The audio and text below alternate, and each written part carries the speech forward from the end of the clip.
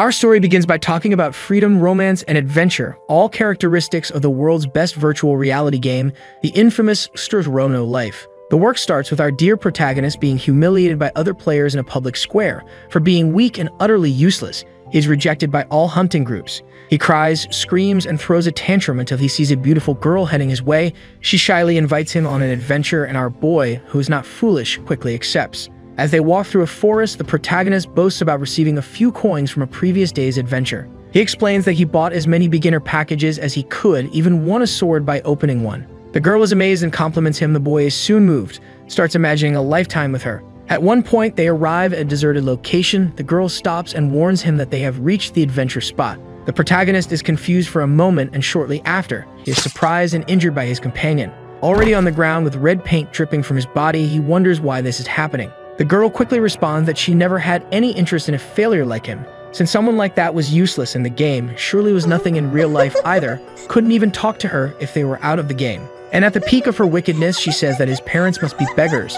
It's at this moment that the boy becomes furious, and then when he tries to react, he is split in half in the blink of an eye. The system warns that the conditions have been met. The transition to the hidden class has begun. Surrounded by a mysterious energy, the girl transforms. She gains wings like an angel and takes on an appearance similar to a cosmic being. Her new class is called Goddess of Life, a category reached when one manages to eliminate 1,000 players. It was at that moment, just before dying, that the protagonist understood the essence of the game. Here what matters is the law of the jungle. The boy resurrects in the safe area after losing a lot of experience. With a downcast face, he recalls all the difficulties he went through. With great determination, he pulls out his big extras hammer and uses it to try to reinforce his knight's sword, but unfortunately fails to improve his weapon, and it breaks. In another desperate attempt, the protagonist tries to upgrade his gloves, and then something surprising happens. He fails again.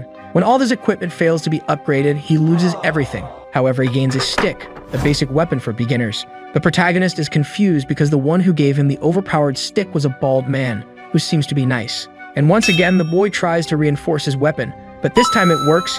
He continuously improves it, believing that sooner or later the stick would break, because the higher the weapon level, the substantially higher the risk of failure. After a long time reinforcing the item, he reaches the incredible mark of the supreme stick of level plus 99. The boy doesn't understand the sense of this because after upgrading the same weapon 10 times, the success rate is 5%. When the boy finished evolving his weapon, he accidentally tests it by dropping it on the ground, and then the continent is split in two with just one stroke. What happened here? On this day, a new Guinness record was set within the history of games as the boy eliminated 800,000 players in a single moment.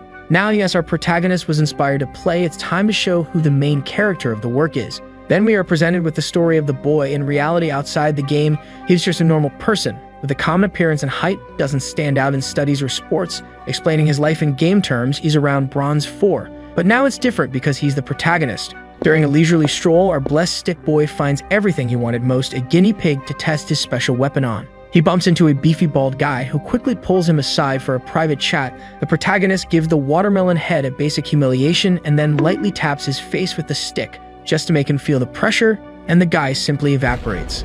Our protagonist is already feeling confident, but unfortunately, the happiness of the poor lasts little. Because his stick is losing durability, he becomes worried. It turns out that the weapon needs repairing because it will break after a few hits. In summary, the weapon's usage limit is 5 times. He had used the weapon twice.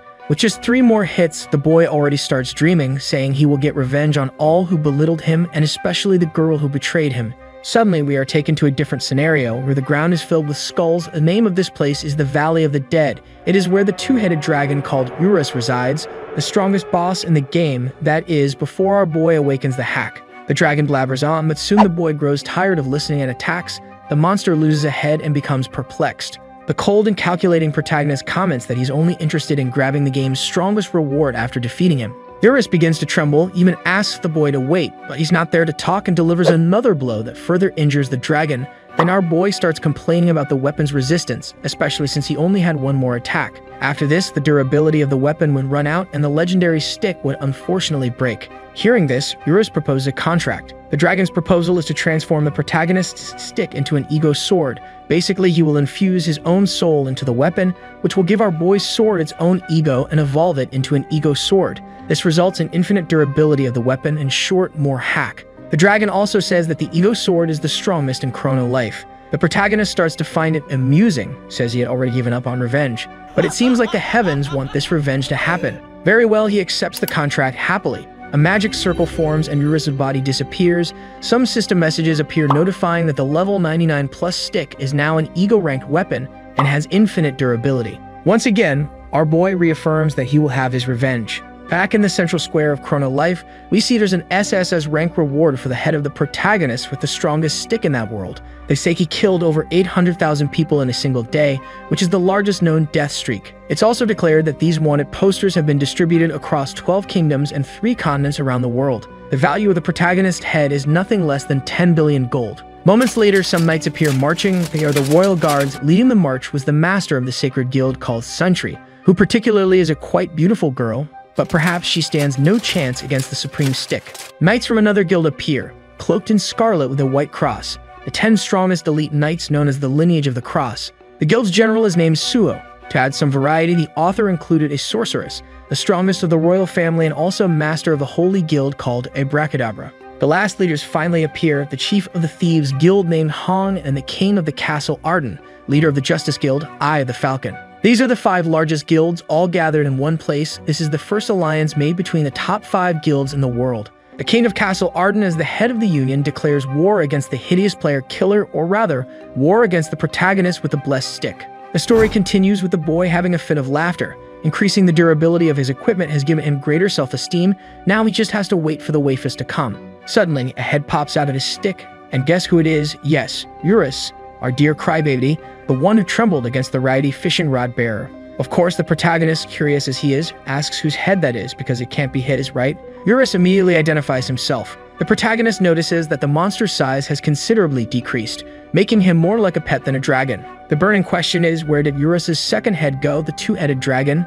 Well, not even he knows. Suddenly, a pamphlet falls in front of the protagonist, who picks it up and finds his face printed on it. The dwarf dragon quickly gets excited, saying he's wanted for eliminating 800,000 players at once. Not an achievement for just anyone, plus the lad is worth 10 billion gold, meaning that's real money, right? That's a lot. While the protagonist wonders how an eye can use words like money, it should be impossible to have knowledge of real-world related words. Eurus responds that since he's practically dead, that doesn't matter much. The dragon wonders what they're going to do since with such a high reward, several people will go after the boy's life. So the dwarf dragon suggests eradicating all humans right away. But that wouldn't work out very well because the boy is human. But he's not scared at all. In fact, he's quite excited because he's become a celebrity. Now that things have turned out this way, the protagonist thinks he'll have to hide his powers because otherwise people will think he's weak. While walking, he's suddenly hit by an arrow. The supreme commander of the Union of the 5 Great Guilds, the king of Castle Arden, was nearby with his knights. The boy finds himself surrounded with several soldiers behind him. While he was still down, they ordered him to be arrested.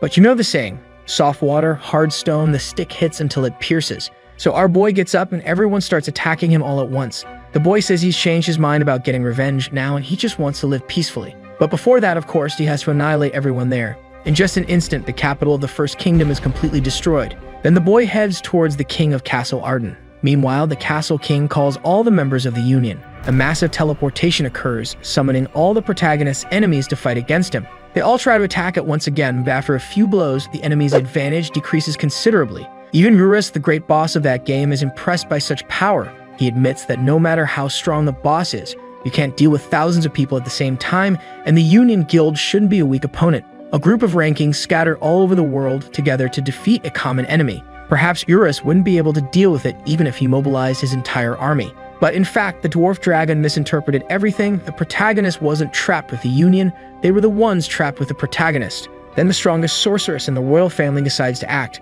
She cast a magical enchantment called Ancient Magical Disintegration of Destruction. As a giant attack descends from the sky, our boy can only praise the beautiful name of this magic. He thinks his blows should also have a name. With just one attack, that magic easily breaks. And before the sorcerers could do anything, he attacks again. On this day, a legend was born. The World Union Guild was completely defeated. The king of Castle Arden was probably the only survivor. The protagonist approaches him and says he didn't kill him on purpose. It was difficult to control the force of the blow because of him. Then the king of Castle Arden asks why he was spared. The young man replies it's obvious, saying it was because earlier he had shot an arrow at him. With the figurative fishing rod, our boy just gave the Union leader a slap on the face. As expected, that battle became the most talked about subject among people in the real world, not only among users of the game itself, but also among users of other games. Even among people who weren't interested in such things, after defeating everyone there, the protagonist strikes a macho alpha pose. However, one more person appears, and you won't believe who it is. Yes, my friends. The girl who betrayed the protagonist at the beginning of the story. The boy is shocked. The girl says she missed him. Who could have imagined such a meeting, right? A vast expanse of sunset plains emerged with 3 million players eliminated, along with several weapons scattered on the ground. Meanwhile, our protagonist was in a meeting with the girl who betrayed him. Thinking this situation is somewhat dramatic, he wonders why he can't stop laughing. The girl soon starts talking, suggesting it must be fate. She didn't expect to find him in that place. The boy says fate is nonsense. The girl starts talking again and comments that she only killed him earlier to attain the Goddess of Life class. The protagonist asks if her ranking changed only after eliminating 1,000 players. With a condition like that, shouldn't it be Goddess of Death? The boy starts attacking shortly after, saying that as he had already heard her funny story, it was time for them to fight. The girl asks if he isn't too hasty. She wanted to talk a little more. Then the young man tries another attack, and when he thinks the target has been hit, she appears by his side, saying that, as expected, he has become considerably stronger. But that level of power wouldn't be enough to win. Virus is shocked, wondering how that person is alive after a direct hit from the legendary stick. The protagonist is also confused. He's sure the attack was accurate. So how could she be without a scratch? The girl says she's now the Goddess of Life. Because of that, a mere human couldn't do absolutely anything. Hearing this, the boy gets angry and tries to attack again. With this last blow, the entire continent trembles. But the goddess remains unharmed. She says it's useless to keep fighting. No matter how much time passes, he would be unable to win. Faced with this, the boy tries a different approach. Since he can't destroy her, he just needs to destroy the planet. Then everything would disappear, including the girl. The goddess doesn't seem to find that possible. However, the protagonist says he hasn't used his true strength at any moment. He says he's willing to sacrifice everything because in the end, in Chrono Life, the law of the jungle is the only thing that matters. With a single attack, the boy destroys the entire world, which ends up disconnecting all the players. Then people wake up in the virtual reality capsule room and start complaining to the attendant, asking if he turned off the switch or something similar. He asks everyone to stay calm. Sometime later, a notification appears on the main page of Chrono Life. They announce that an emergency maintenance is happening on the server. People wonder if there really is a problem with the game. There was still one person connected to Chrono Life, and as you may imagine, it's the protagonist. Our boy appears in a kind of virtual room, where a strange voice mentions a weird name, ST-389. The voice says that was the name of the planet the protagonist just destroyed. The mysterious man says that place was his mother's favorite. The boy asks who he is. The voice replies that he is God. After hearing the response, the protagonist doesn't believe it and finds it amusing. Then he asks if the girl who betrayed him is there by any chance. God responds that it's just the two of them in that place. He shouldn't be surprised by that since the protagonist killed everyone. It should be common sense. No one could survive an explosion like that. After hearing this, the boy bursts into laughter. Then he says he's very happy to have gotten his revenge, even tries to talk to Eurus. However, God says the dragon isn't there either. The curious protagonist begins to ask what that existence was, since the current number of people in that room is only one player. However, the being calling itself God cannot answer that question because apparently someone is interfering in that place. So he bid farewell and said it was a great conversation. Finally, the boy is also disconnected from the game.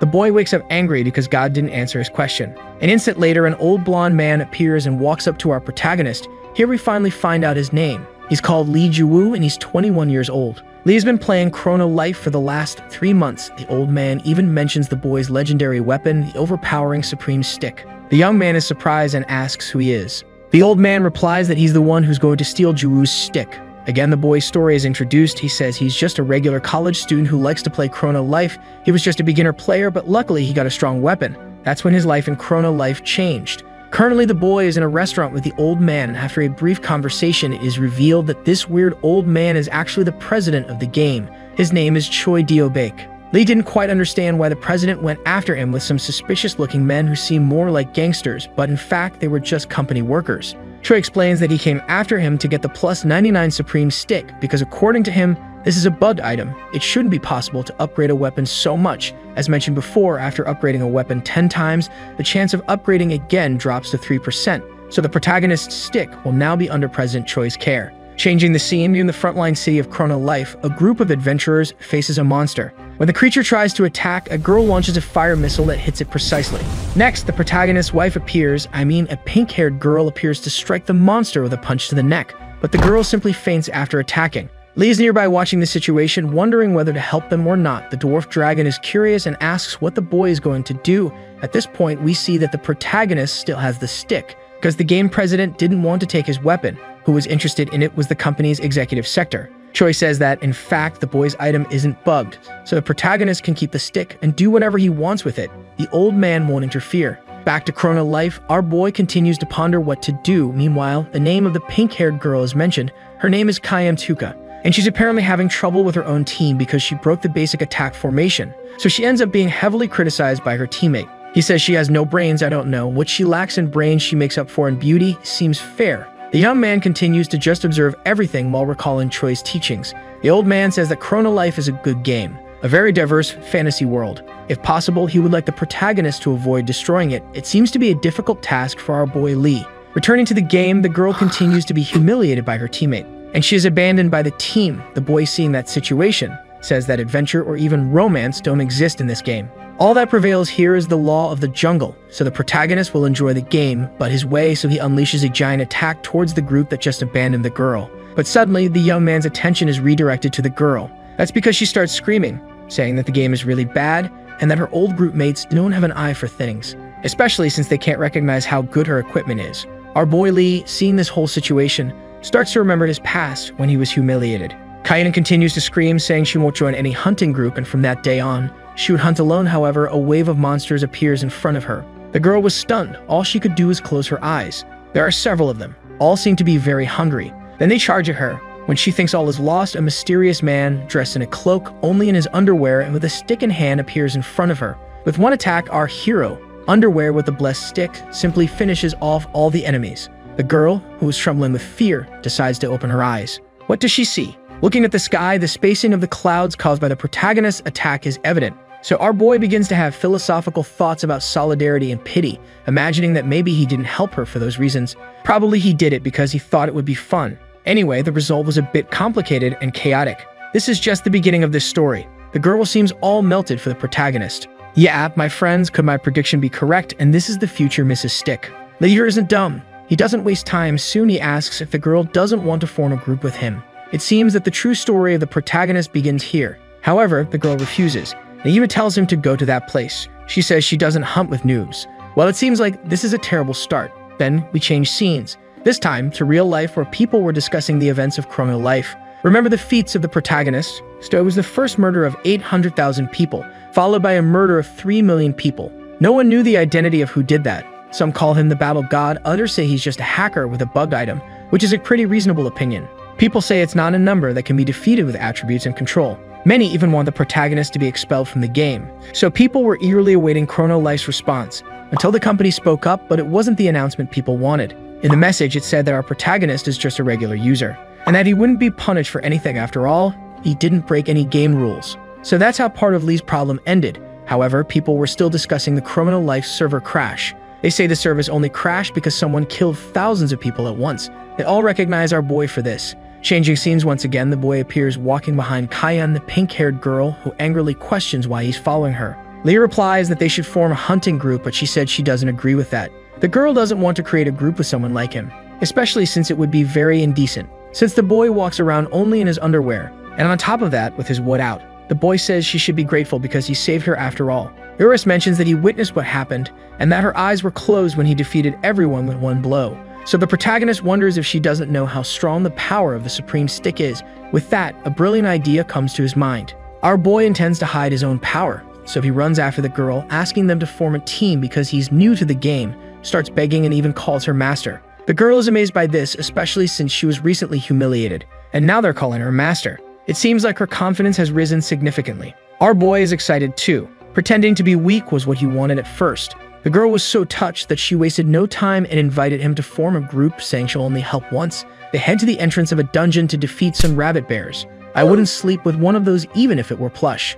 Master Kayan starts doing some flips and some fancy attacks. She seems quite strong, but is she worthy of the briefs? After defeating some rabbits, she strikes a pose and says the rest can come at them. The protagonist just watches. No matter if the monster's level is low, it'll be dangerous if she gets surrounded by them. Urus says he doesn't need to worry because his master has excellent gear. The dwarf dragon says her weapon alone costs 10 million gold. The protagonist was impressed because that's equivalent to 10 million won in real life. Urus continues saying that all her equipment is superb, and that altogether it must be worth 100 million gold. The protagonist wonders why she has such equipment when her level is low. Eurus replies that it's obvious Kyan definitely bought that equipment using some real-life monetary resource. The boy is shocked by this. It doesn't make sense to spend so much money on a game like that. The girl then approaches the protagonist, asking why he's standing still while she's doing everything alone. Indignant, she tells her underwear-clad pupil to beat the monsters. As the master speaks, a rabbit bear appears behind her to grab a bite, but unlucky for him, Super Brief's guy was nearby.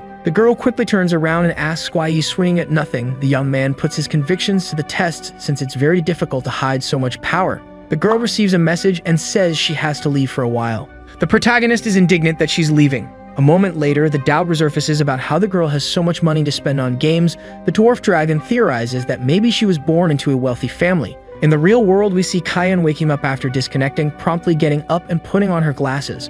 The work focuses on her so we can admire her beauty up close. Kyan begins to remember the moments she spent with the protagonist and smiles. The girl enjoys this moment until someone opens the door. It's a woman who seems quite irritated. She asks if Kyan forgot about work. The girl replies that she already logged out of the game, but the argument continues and the woman says she's addicted to games. Then she asks the girl to hurry up and sit down. The woman asks if she was playing Chrono Life with glasses. She says it's to take the glasses off when using the helmet so as not to leave marks on the nose. And after being reprimanded, the girl argues defensively, saying she gets anxiety attacks if she doesn't wear glasses. The nose mark wouldn't be a problem because her sister is a good makeup artist. It seems that this woman is actually her sister. After this situation, the girl goes to do her makeup. She lets down her hair and prepares to literally put on a show. In the real world, the girl is a K-pop singer. It's said that she's an extremely popular idol. Apparently, her real name is Han Sarang, the best singer and songwriter of the moment, being at the top for 13 consecutive weeks in terms of audience. Only Your Love, Your First Love, her hobby that the public doesn't know about are online games. Changing the scene, we return to the game where the Briefs guy starts practicing a bit to shake off the rust from his bones, or rather to turn the monsters into dust. His goal is to train his strength control to effectively hide his power. Suddenly, we're shown the being calling himself God watching the protagonist's training. He says it's an interesting workout and even mentions his mother. Who could this crazy person's mother be? Han Sarang is 18 years old. She's a high school student and entered the music industry at a very young age. Previously, she was unpopular for a while. However, she stabilized herself as the best singer of the moment. We can see Han in an interview. The interviewer asks how she manages to write such moving poetry like her first song, The Little Mermaid's Story. The girl says it's a product of her imagination since she likes to read poetry and fairy tales. Based on this, the interviewer asks if that's what inspired the name of her first song. Han is embarrassed, saying it's a pretty childish hobby. That was enough to make the entire audience blush. Even the interviewer couldn't resist. We find out through her sister that Han's inspiration is actually her hobby of playing video games and not reading poetry or fairy tales. This is the truth that the public doesn't know.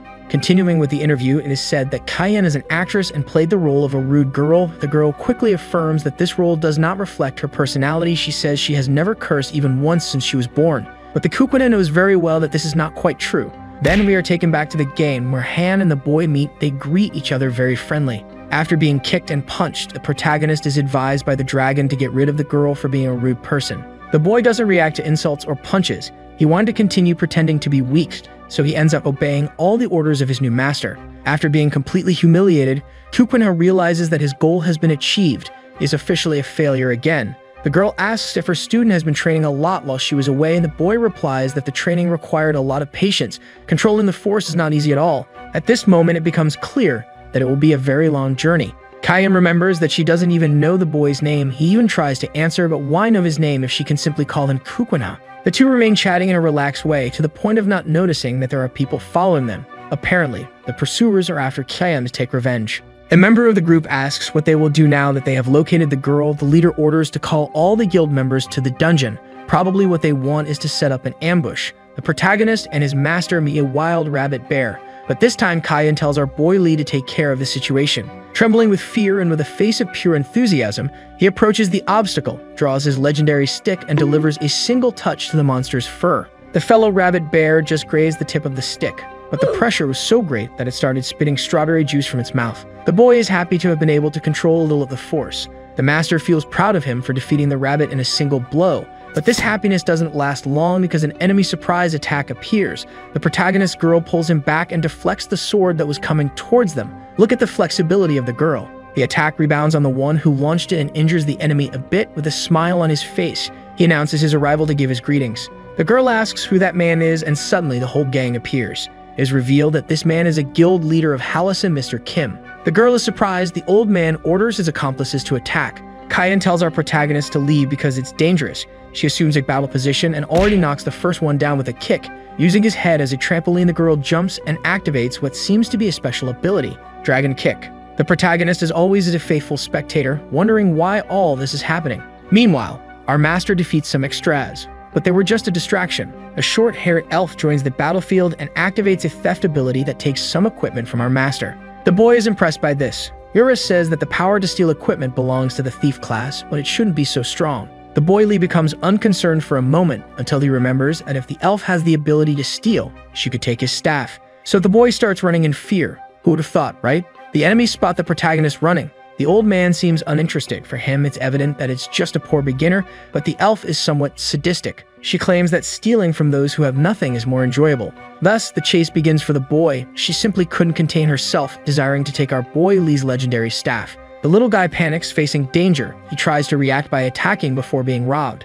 But it was too late because his wood was already in the hands of the elf. Now that she had lost the staff, it was time to lose the cape too. The only thing she didn't intend to steal was the underwear, our protagonist's trademark. Everything else she's going to grab. Her party ends when Eurus awakens. It only took a moment to release the staff from the little guy's underpants. The dragon doesn't accept anyone but the boy wielding it. That's exclusivity. After all this time, we finally see a trace of humanity from Boy Lee. After hearing Eurus, he pets his head. The dragon gets all embarrassed. What a beautiful friendship. Meanwhile, the elf writhes on the ground, trembling with fear. She simply can't understand the indescribable situation she just went through. A ghost? No, it was too real to be that. Kim starts questioning the mercenary. After all, the mission should be completed. The thief composes herself and says she hasn't forgotten their deal. Our mistress enters the scene again. The girl tries to land a surprise blow but fails. Kayan demands her equipment back. Unfortunately, she was after the wrong target, since Kim was the one with her gloves. Seeing this, the girl explodes in rage. She threatens to kill everyone there until Lee intervenes using his secret technique, hit without killing, to knock down his mistress. The elf is confused why he attacked her ally. Little does she know that, in fact, the protagonist only knocked out his mistress, to be able to hack everyone there for dinner. Then he starts revealing his true power. First, he takes out the extras next to the elf, then goes straight for the main course. Filled with anger, the boy approaches her in the blink of an eye. Attacking with his skill hit without killing, he quickly takes her down. The boy says he didn't like being afraid because of her. That said, he starts hitting her again. What's this? The protagonist doesn't even spare the women. He must believe in gender equality. Changing the scene, we see a very interesting scene of the protagonist's future wife lying on the grass, unconscious, which unfortunately doesn't last long. The boy asks if she's awake yet. The girl can only bombard the protagonist with questions, asking about the enemy's situation. Our boy doesn't like to boast, so he said they left. The girl starts asking how she passed out, and he simply decides to return the fists that were stolen, avoiding the question. Instead, the little guy starts questioning the mistress about the Halcyon Guild. His goal was to find out as much as possible about them. Cannon seems angry for a moment, but then she blushes and gives a smile as if she's satisfied. I don't know, I believe the marriage will happen before the end of the year. If his little stick is causing trouble now, wait until it grows into a formed tree. It won't fit inside the underwear. Well, in the end, the girl says she'll tell him everything. Kayan asks if our boy has heard of the term pay to win. In short, you buy items in the game with money, aiming to become stronger. She finishes by saying that Halcyon Guild players spend a lot to buy equipment in the game. The mistress also mentions that she bought that pair of fists at an auction by chance. One day, the guild started hunting her with the aim of stealing that equipment. But of course, they were no match for the little guy's wife. The girl asks how the protagonist managed to retrieve the fists, even asking if he stole them back. The little guy says they just left the item there, maybe they forgot. Kayan is in doubt but accepts it. She says that Mr. Kim is a complete lunatic and will probably try to steal again. The protagonist finds it strange. Why do they want such equipment so badly? The girl calmly replies that it's because that fist is worth 10 million gold. But the protagonist points out that those old folks spend billions in the game. Such obsession with an item worth 10 million doesn't make sense. Surely it's not just that. Now in the guild hideout, we're shown Mr. Kim on his knees before a mysterious man, begging for another chance to complete the mission. The man says he's useless, and there's no time to waste. It's better to pass this mission to the 4 celestial kings. Then 3 more men enter the room. They discuss Kim's failure. The king with an elfish appearance even says he should have been expelled. Another man wearing a blue cloak says that hiring any mercenary for such a mission was a terrible strategy. Then the king with fox ears speaks up. He informs that he'll be in charge of retrieving the mistress's fist within the next 12 hours. Finally, we're introduced to the king of mules, who seems to be at the top of this hierarchy. The leader orders them to show what they're capable of. A moment later, they notice a boy standing in the middle of the room. Everyone stares at him for a moment. The boy says that everything they said is nonsense. The king asks who the boy is. The little guy just wanted to resolve it quickly. If those kings kept going after his mistress, it would be more difficult to hide the powers of the superior staff. The king then orders to eliminate the boy. All the other unknown kings comply with the order and advance on the protagonist. But as usual, one attack is enough to take down the elf and the one in the blue cloak. When the king with fox ears tries to attack, he's quickly brought down too. Outside the house, we see a girl walking while singing.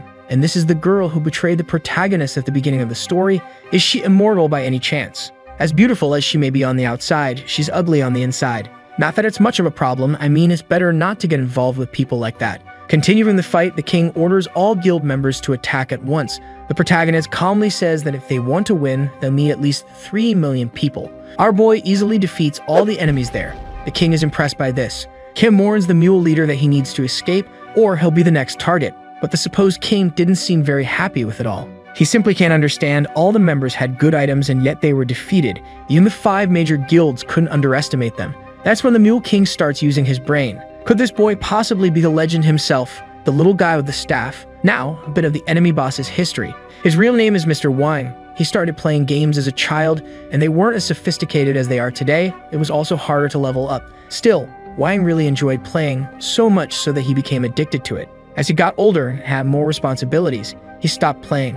When he realized it, he was already 40 years old. Upon reaching this age, he decided he would start playing again. This would be a gift to himself after so much hard work. But soon he realized that things were no longer the same as his childhood days. His memories are shaken by the current situation. After the protagonist defeats each of Hallison's henchmen, only 2 people remain standing, or rather, 1 standing and 1 kneeling. King Wang and Mr. Kim, who happen to be brothers. The boy says this is the end of pay to win, and it's about time they both get beaten too. Returning to Wang's memories, he says games have changed a lot. Before, it took some effort to get strong, but nowadays all you had to do was spend money in a game to get as strong as you wanted. So one day he meets Chrono Life, the most acclaimed by critics. Wang hopes to find a game that makes him feel like when he was a child. Again, we return to the present. At the moment, the protagonist is giving a beating to the Mule King. I'm suspecting that the little guy is a disciple of Saitama. He solves everything with just 1 blow from the supreme stick. Wang gets up and asks if the boy isn't the rumored legend, the one who defeated the union of the 5 largest guilds. Then he asks the boy, wondering how much he had to spend to get such power.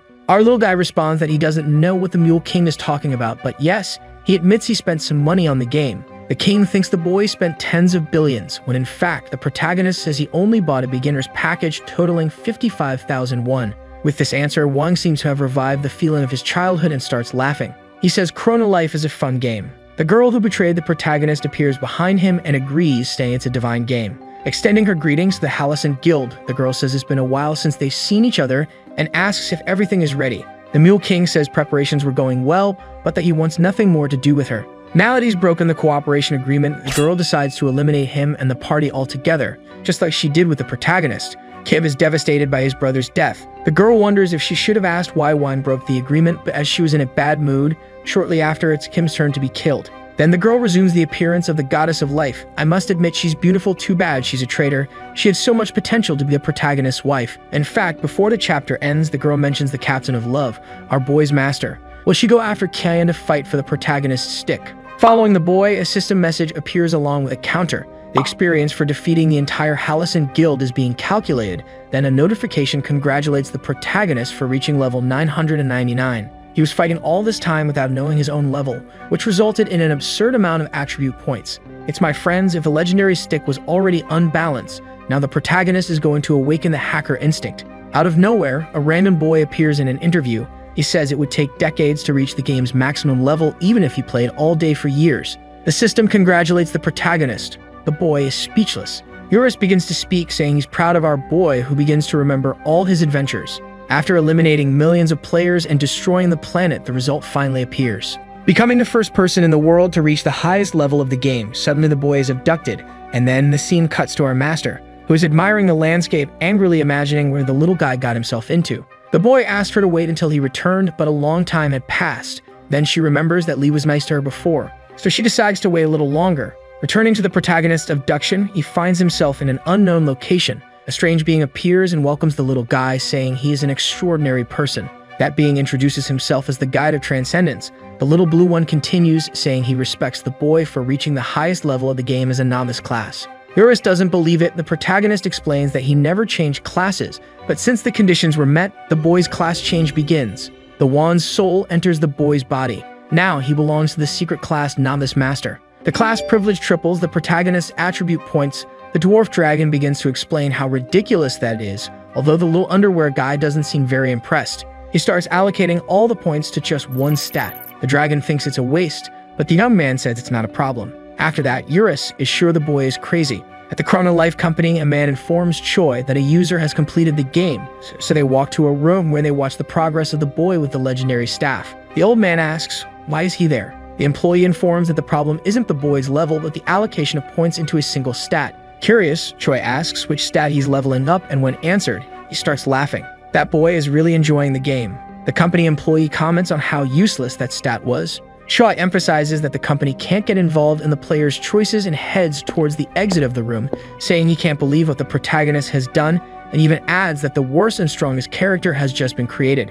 Returning to the little underwear guy having to choose among some divine weapons that the guide wields, the protagonist says they're all cool, but he's already decided he wants all the weapons. The Smurf refuses. At this point, the boy asks if the guide will hand them over now or only after taking a beating. Everyone watching is impressed by the boy's madness. The class guy doesn't like that at all and launches an attack on the protagonist, who draws his legendary staff. It seems the blue baldy wants to take a beating. And when they were about to start exchanging blows, the result is, hold on, folks, a quick pause. Place your bets, who will win?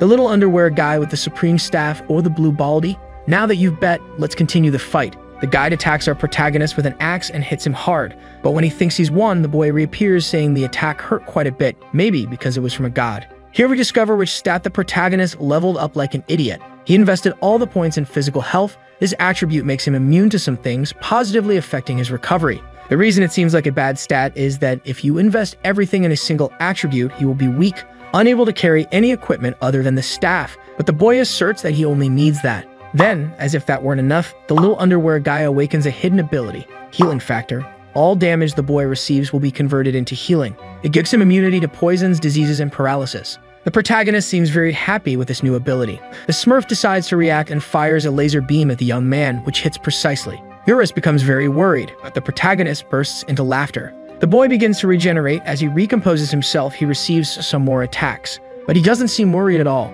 Now that the little underwear guy has finished playing, he orders the guide to hand over all the weapons. Then we start seeing through the enemy's perspective. The blue baldy warns that the protagonist's greed will one day consume him. That said, those were his last words. Also because the boy doesn't care about any of it. With just one strike from the Supreme Staff, the Transcendental Guide simply ceases to exist, and that entire place starts to disintegrate, forcing our boy to return to the world of Chrono Life. But with a twist, all the Transcendental weapons are with him now. They will always answer the little underwear guy's call, which makes him quite happy. Unlike his mistress, who is extremely irritated. She says that after waiting for so long, she won't let it pass, no matter the boy's excuse. He arrives all excited but receives a punch and several kicks as a welcome. The boy thought he would return soon, but some things delayed him. She's quite disappointed and says she'll log out of the game. The protagonist bids farewell. She gives an angry look, but soon calms down. The girl informs the protagonist that the next day at 7 p.m., she'll finish work and enter the game. With a cute face, she warns him not to be late again. After this situation, even the dwarf dragon caught the dating vibe. The boy also decides to leave the game because it's past midnight. Our boy wakes up in the real world feeling tired. On his way home, Lee passes by a restaurant, and as he was hungry, he considers going there, but he realizes he's broke. Tired of being poor, the boy thinks of something to make some extra income, maybe taking more shifts at his job, until a good idea pops into his head. Remembering that his master bought some expensive equipment with real money, he realizes he can sell in-game items. So the protagonist starts running with great enthusiasm. The world's #1 game, Chrono Life. All players recognize that there's a forbidden place in the game, the intersection between life and death, the Tomb of Mortals. It's the only adventure that no player has been able to complete. For an unknown reason, the place where Chrono Life's strongest boss resides was hidden, the Valley of the Dead. After this introduction, we see that the protagonist is at Eurus' house. Lee, with a mercenary look, says he's under the care of the dwarf dragon. The boy became so obsessed with revenge that he forgot to pick up items from the Valley of Death. Then several monsters begin to appear. The boy says that from that moment on was the end of his miserable life because he was going to get rich in an instant. The story goes on showing some monsters from the valley, Turbid of Despair, Lapis of the Abyss, and finally Trizon of the Dawn. These three are the strongest in Eurus' army. However, with just 2 attacks from the superior wand, all creatures in the valley were eliminated, and thousands of valuable items began to rain down from the sky. Urus says that the protagonist ended it in an instant and did a good job. But our little underwear guy says it's just begun. He expects the monsters to respawn. The dwarf dragon is sad about the situation. After all, that was his army. Unfortunately, the protagonist spares no one. As it's the first time the boy is selling items, he imagines he should farm only 100 times. In the real world, we're taken to a lecture at Harvard, where they say Bill Gates is a very rich man, and even if he found $100 on the ground, he wouldn't pick it up since he earns approximately $150 per second. It would be a waste of time to spend more than that to bend down and pick up the money. In other words, he'd be losing $200 if he did so. However, in the protagonist's case, it takes about 1 hour to accumulate 100 spawns, which in total generates the sum of approximately 15 billion golden items. According to the lecture, Bill Gates earns 500 million won per hour. The protagonist has exceeded the income rate of the richest man in the world. Back in the real world, we see the boy leaving the Gucci store. We also see him in a Lamborghini, people looking impressed, including lots of girls. It seems the boy has not only beaten the game, but also real life. For fun, he deliberately crashes into a truck just to switch cars. After that, there's a change of scenery. The old Choi is receiving a report from an employee. The employee says that recently items worth approximately 15 billion won have been released on the market, and because of this, the game's progression has increased by approximately 2 years. The employee wonders if he should flee. Choi says he can hear his thoughts, then he questions if there's any way to block transactions so that items aren't sold. But unfortunately, this is impossible. Faced with this, the president calls the protagonist. The boy says he's busy spending money, flaunting so much that he even asks the old man if he'd love a gift. The president isn't very happy about it and starts cursing the boy, who simply hangs up. Man, this boy is really something, honestly. He didn't have a penny to his name before, now the only concern is how to spend so much money. Soon the protagonist remembers the most important thing, buying a super luxurious house. But he's forgetting something. When he changes underwear, he's been wearing the same one since the beginning of the story. After the move, the young man decides to socialize with the neighbors, so he bakes a cake. He goes to a nearby house and knocks on the door. The boy says he just moved in and brought a rice cake. The person asks the protagonist to wait a moment, then opens the door, and guess who it is? Our dear master, who even appears to be in a school uniform. The two stare at each other for a while. Suddenly, the scene cuts and we're taken back to Chrono Life. In the Valley of the Dead, a figure resembling a demon appears. Several monsters try to attack this demon. The figure says they're a bunch of idiots. They can't even recognize their own master. After absorbing all the monsters there, the demon's identity is revealed. He is Urus's lost head, the sole purpose of eliminating all humans. His name is Uriken. We interchange of scenery. The idol of the music industry, Han Sarang, whose code name is Love in Chrono Life. She meets Lee for the first time in real life. Compared to the game, she's considerably kinder. The girl thanks him and says she'll eat everything. The protagonist doesn't recognize her as the master, but as Han Sarang, the famous singer. Apparently, it must be impossible for them to recognize each other, also because they're quite different in the game and in real life. The girl enters the house and meets her sister. For a moment, Han feels like she's seen her new neighbor before, but she doesn't recognize him. A boy like that is unforgettable. When she sees him, she'll recognize him right away. The sister advises that Han should change because she was still in her school uniform and the filming would start soon. The girl gets angry and says she just arrived, but soon remembers the commitment she has with the protagonist and goes to change. The sister realizes that the girl found someone special in the game. She wonders who stole her little sister's heart. It's official now, folks. If our boy's own sister-in-law said so, then who are we to disagree, right? The boy returns to the item farming location, but realizes that all the monsters in the place have disappeared. He asks the dwarf dragon if his subordinates happen to run away. Urus replies that this is impossible because the monsters are programmed to act in a specific way. It's as if they simply vanished. The boy says it doesn't matter. They'll just hunt elsewhere. Urus reminds the little underwear guy that he's supposed to meet the master at 7 p.m. The disappointed protagonist leaves due to the disappearance of the monsters. The dwarf dragon says he can sense a familiar yet threatening spirit in the valley. Suddenly, we see a giant serpent in the snow. Her name is Elrose. Alexandra being against Hurricane. She's fighting against Uriken, who easily defeats her. He then absorbs her. The demon says it's not enough. There's still a long way to go. Suddenly, the goddess of life appears. She's impressed by how far Uriken has come. The girl said it was expected since he eats a lot. Suddenly, she is attacked by the demon. Urus's second head believes the girl is delicious. Therefore, he tries to absorb her as well, but fails. The girl tells him not to scare her like that. Uriken, confused, asks if it's a hallucination, being sure he hit her. The goddess says it doesn't matter. The scaly one clarifies that he probably couldn't eat her, and adds that they were of a similar nature. The girl points to a village and states that there's plenty of food for him there. The second head of Urus gets excited and starts laughing, commenting that his only purpose is to destroy humanity. He quickly heads to the city and begins absorbing the population. All the players in the area became food. A place where beginners and veterans worked, new players and even experienced ones were no match for that monster. Back at Chrono Life Company, the employee will report more problems to the president. The employee says the company is receiving several complaints from users. The reason for dissatisfaction is that players' characters were deleted when absorbed by Eureken. It seems that Eurus's second head has become a kind of virus that erases characters. Chrono Life is bombarded with several criticisms because of this. The president, however, doesn't seem to be worried about it at all. In fact, he already knew about the existence of Eureken. Choi even orders to monitor only 2 characters. One is Eureken, and the other is Luna, the famous traitor. Back in the game, we see a chaotic scene. The Scaly One remains standing in the middle of a city in flames. The goddess of life also appears. She didn't imagine that Eurus's second head would eat the entire city. The Scaly One says it's not enough and asks where he could find more food.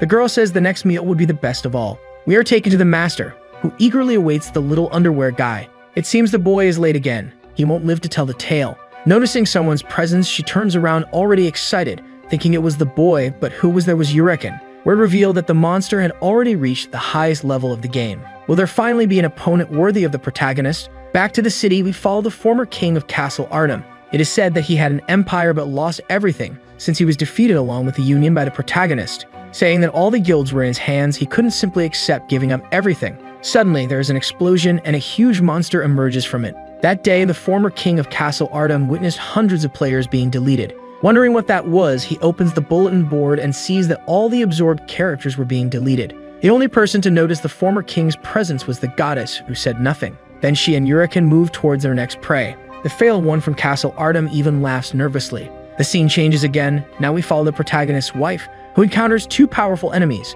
The goddess of life says it's a pleasure to meet the captain of love whom she had heard of. The master innocently asks if that girl knows the little underwear guy, since the boy is the only person who knows that name. She says she almost hit Eurus's second head because it scared her. The goddess of life continues. She says that apparently the love captain and the protagonist are close. Kayan says that actually she was only interested in playing with him, even though she doesn't like him. The goddess of life has a gloomy expression on her face and a mischievous laugh. She remembers what happened before eliminating Juan, the king of mules. Concluding the girl's reasoning, she calls the protagonist master annoying.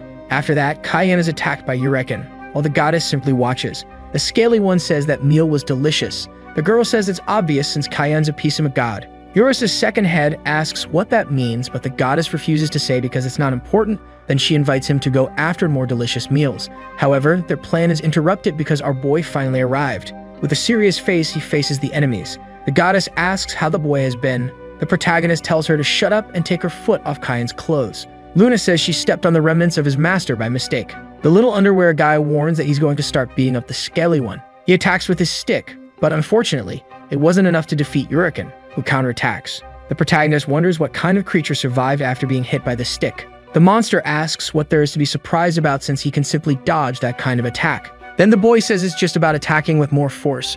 Eurus's second head thinks it's just a bluff, asking if the previous attack wasn't with full force. The protagonist says all the blows they've seen so far were normal attacks. Suddenly, he activates a unique ability of the novice master class, Swordsman Spirit. It's the first technique of the stick that our boy will use.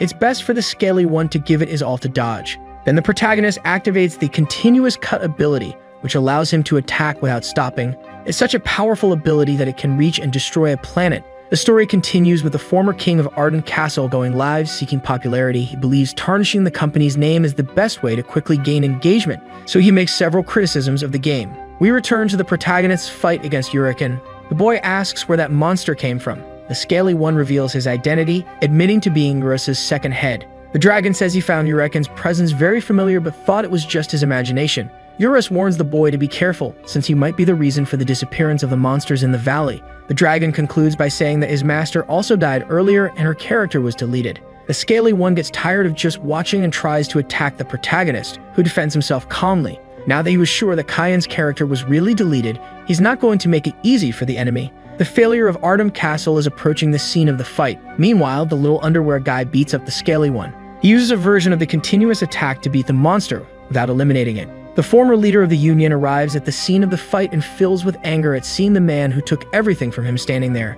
Then he draws his bow and prepares to attack. But he is interrupted by a message. Apparently, people are recovering their game characters. Consequently, Eureken is losing levels continuously. The boy asks what's wrong with the monster. He's become too slow. Urus informs that the energy absorbed by the Scaly One is returning to the original characters. A company employee reported that the player's data was not deleted but had been transferred to Uraken. The protagonist understands that if he defeats the Scaly One, his master will also return. The monster gets extremely irritated and tries to attack the protagonist, but he simply doesn't stand a chance of winning. The viewers of the live recognize that the one fighting is the living legend, a blessed stick underwear guy. Many people are watching the live, including the boy's future wife. Upon seeing the live, she discovers that the boy was never weak and remembers the day they met. The fight unfolds with the Scaly One on his knees. He was once at the highest level of the game.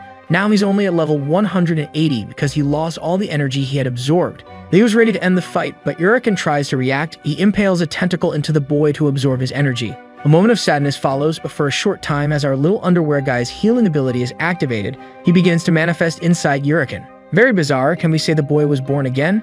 Urus asks if that manifestation is from the protagonist, and he answers yes. The boy comes face to face with a monster that devoured thousands of players. In the end, he ends up absorbing Uraken himself and returning to his original form thanks to the healing factor. With that, a new ability awakens called Gluttony, which allows him to absorb the level and status of any target by eating it. The goddess of life asks if the fight is over. It wasn't what she expected, but it was fun after all. Since the girl called herself Uraken's mother, the protagonist says he ended up killing her son, but the girl says that, in fact, she wasn't really the Scaly One's mother and points out that they are both the same age. Lee asks her how she knows his age, but she doesn't respond. The girl opens a rift and bids farewell to our boy. The president orders the team to solve this quickly by creating a reward event and also to continue monitoring Luna. The boy returns to the beginner's village being received as a hero. Striking a pose, he wonders if someone revealed his strength. Everyone recognizes the little underwear guy as someone good. Even a random elf tries to insult him but fails.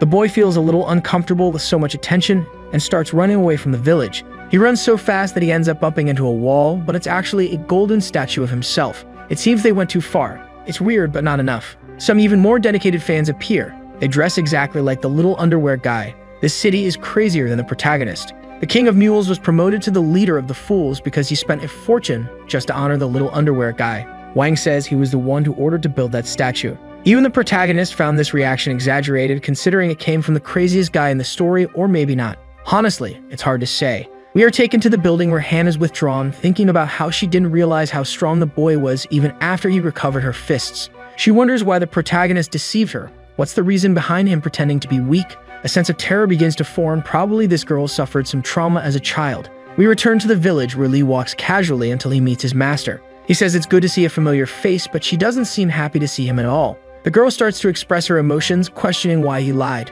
The boy says he doesn't know how to lie and denies the accusation. Kyan then asks if he was the boy who brought rice cake for her. The protagonist takes a while to realize, still asking if she was perhaps Han Sarang. The girl confirms it was her. Revealing herself as a Chrono Life player caused several problems. Her sister started making judgments because of it. Han doesn't understand why things came to this. She never had any interest in hiding after all. Is playing video games a sin? It seems she's going through what many of us have gone through. Shaven being a gamer outside the internet, her sister says she's just worried about Han's true personality being exposed. The girl says it was her own sister who forced her to hide the truth about her true personality and that she never wanted to lie to her own fans. She knocks on the door of the room and returns to virtual reality. Here we learn a little about Han's childhood. She has been singing since she was a child, considered a star very early on. She was happy about it. But something bad was happening off stage. The girl was being pressured by her own parents to do more and more shows, and obviously the motivation behind it was money. She had to fulfill various work contracts. Not even an adult could handle such a heavy workload. The little girl tried to deal with it, but at some point it became impossible. She reached her limit in one of her shows. The girl started vomiting in the middle of the stage, seeking refuge in her parents' grace. She got the evidence that all that mattered to them was how well the girl could perform on stage. Their only genuine interest was to quench their thirst for wealth. Therefore, she suffered an unimaginable pain that could never be forgotten. Back to the present, Han finds herself sitting amidst intrusive thoughts about the past. The protagonist tries to talk, but she's not interested. So the little underwear guy asks Urus if he could tell what the problem is.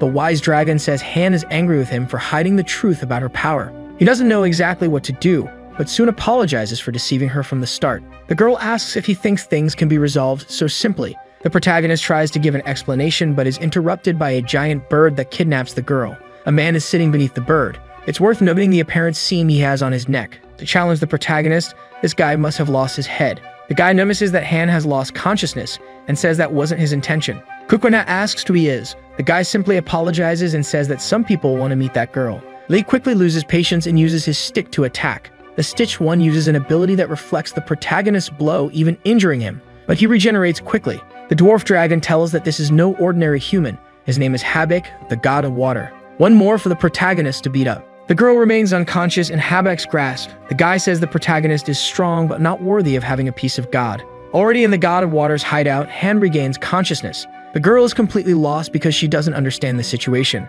Habak tries to reassure the girl. He says some people want to meet her. Han continues not to understand until she sees the people in the room, her father and mother, the people who scorned her after she collapsed in front of thousands of people. After suffering public humiliation, the girl decided to give up her own career, but her parents were not willing to accept that. So they forced her to continue working for years until their income ran out. At this point, her parents had surpassed any common sense. They tried to sell their own daughter. Han was face to face with two monsters, but very different from the type found in games because these were real. The little girl managed to escape and sought help from the police, thus finally freeing herself from the prison she had been in for so long. However, the damage was significant.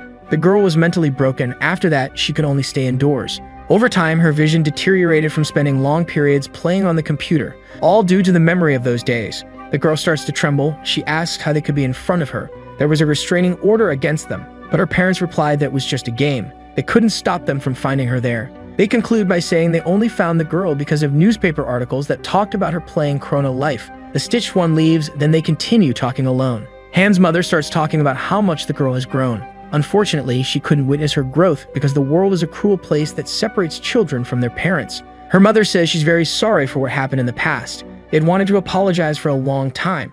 We know that this girl has never been shown affection, and it's really a shame. To fill a void like that, only the protagonist can. The scene cuts, showing Habak walking leisurely around the hideout with his beautiful bird resting on the grass. The two remain calm until they notice the presence of a man. Kukwinha shows up. The Stitch theorizes that the boy only got there because he was guided by Euros, but Lee cuts the conversation short, telling Habak to shut up. All the protagonist really wanted was to get his dose of revenge for what happened some time ago. Even if he ended up losing the battle, they should fight again. Fulfilling the boy's wish, the enemy with a snap of his fingers commands his chicken to attack. The situation unfolds with Kukwinha's outrage. How could a bird be so arrogant, daring to challenge a primate? Something surprising happens. The bird starts multiplying and thinking it might be a vision problem. The boy tries to regain his senses, but when he realizes it wasn't just a few chickens, there were now thousands of them. Habak used an ability called photocopy, and as the battle continues, the monsters fly toward the protagonist, who decides to make a chicken roast at the last minute. After all, there were several coming straight at him, and such an opportunity doesn't come every day. Unfortunately, the attack wasn't enough to destroy the enemies, and both Kukwinha and Euros were amazed at that power. The wise dwarf dragon, always granting information, explains the enemy's power. He owns a very overpowered item called the Mirror, whose power is known as the 8 Visions. Euros comments that this was the 4th variation of Habak's Mirror, and that each of the item's abilities has an individual effect. For example, when the Stitch returned the protagonist's attack, he used the first vision, which allows reflecting any physical or magical attack. Kukwinha begins to complain about the existence of an unbalanced item like that, but he is the holder of the most overpowered weapon in the entire world and is complaining. The dwarf dragon finds this absurd, but continues to say it doesn't matter because the company never intended to balance the game in the first place. This wasn't an ordinary user, it was a monster that needed to be defeated. Dissatisfied with the situation, the boy keeps complaining. Who had the brilliant idea of creating a boss with a human form who could move freely? Unexpectedly, a surprise attack is launched, and the boy is hit from behind. In a brief moment, the chickens prepare fireballs and launch them toward Kukwinha. It seems the tables have turned. Before it was Lee who wanted to cook something, but now he would be roasted and devoured. At least that seemed to be the enemy's expectation. But the boy remains alive amid the flames. Saying he got a scare, Lee activates his talent called Continuous Slash, which quickly defeats all the birds. But Habak says it doesn't matter how many times they are eliminated. He can always make more copies with his ability. Kukwinha asks if that's for real. Maybe he should just destroy the mirror. The Stitched looks with hostility while the protagonist activates his special move once again, which destroys the birds again. Repeating these attacks thousands of times while the enemies reappear through the 4th vision ability. Until Habak notices something strange, the mirror is starting to crack. The boy notices the same and goes straight to the Stitch to taunt him, calling him weak. Habak says that the boy is actually too strong. There was no way to predict such absurd power.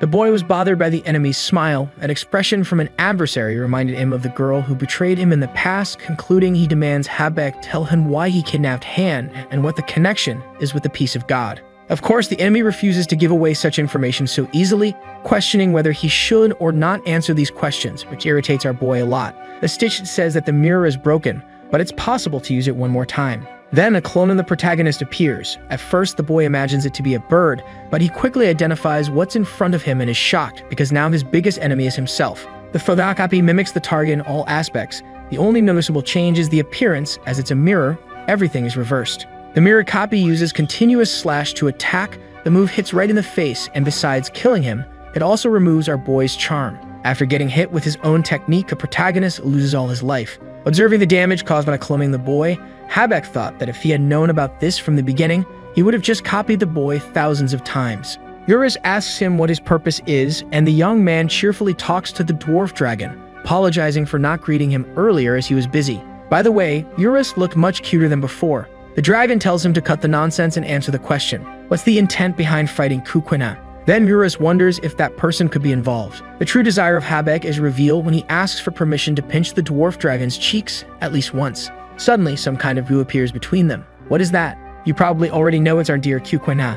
The man had evaporated just a few minutes ago, but is now reconstructing himself thanks to his absurdly broken regeneration ability. Although this form is a bit strange and scary at first, even the villain is terrified to see the boy in this state. The protagonist focuses on his greatest enemy, the fake Kukwina. Eurus declares that in that condition, the clone seemed more real. The copy tries to attack the boy with a downward strike ability, but it's nullified by the opposing technique, an upward strike. Amid the massive impact, the two clash head-on to see which stick will prevail. As they use their abilities, the destruction caused around them is immense, yet they remain in a frantic exchange of blows, until they both land a strike to each other's head. Habek thinks the fight has ended in mutual destruction, but then their healing factor kicks in. These guys are like ghosts. The Stitch wonders if they can only recover like that. After they recover, the two resume their battle, while Eurus continues to ask questions about Habek's intentions. Responding to the dwarf dragon, he says that Eurus should pay more attention to others.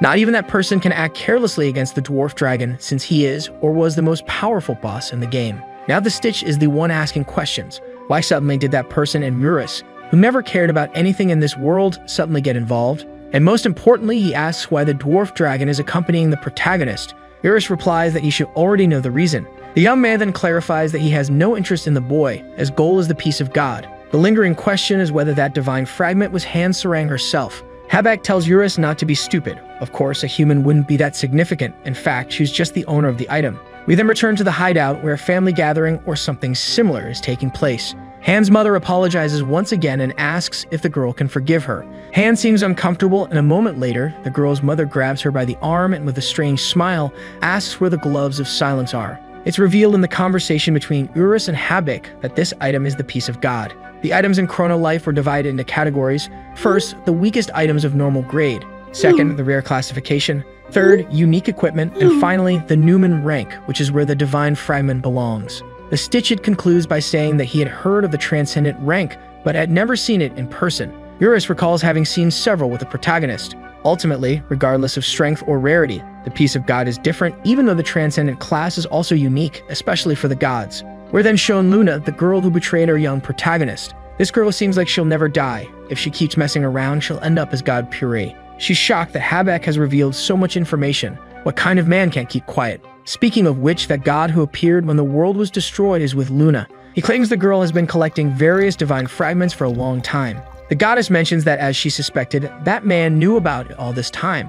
The blonde man asks if, for some reason, the girl believed Uriken would be able to absorb the peace of God. Answering the question, she admits that she got a bit nervous, as the outcome was a bit different than expected. The scene shifts back to the battle between the fake Kukwinha and the original boy with the blessed stick. In a deadlock, our boy ends up losing and is quickly struck. Eurus becomes agitated about this. Habek states that even though the two have the same status, there's one decisive and fatal difference: the gap between a user and a bot. Unlike the protagonist, the clone doesn't make any mistakes due to fatigue or anything similar. This is how the outcome of this fight will change. The dragon flies over to Lee while Habek simply watches. We see Lee completely beaten, kneeling on the ground with a fatal wound. Eurus rushes over, shouting the boy's name. The healing factor kicks in, and the protagonist surprisingly shows ecstasy. It seems like he's having a lot of fun. Both the dwarf dragon and Habek are taken aback. Kukwinha reveals his true feelings, showing himself to be a full-fledged sadist, remarking that all the battles up to now have been boring because he won every time with just one strike.